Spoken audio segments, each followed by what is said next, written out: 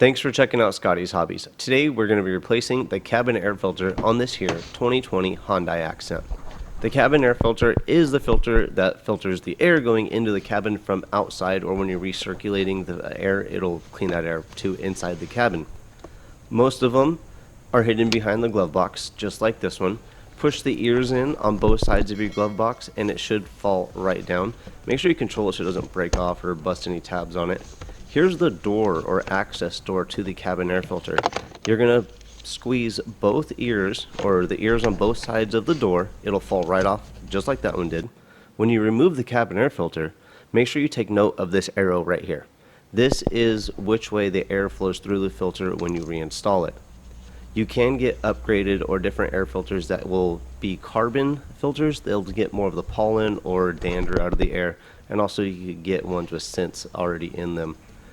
Also, if you have a poor smell in the cabin that never goes away, this could cause it.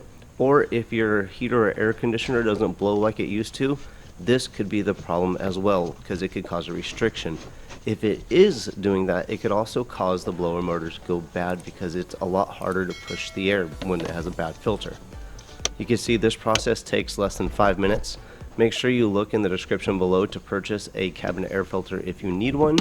Comment below with the year, make, and model of the vehicle that this video helped you on.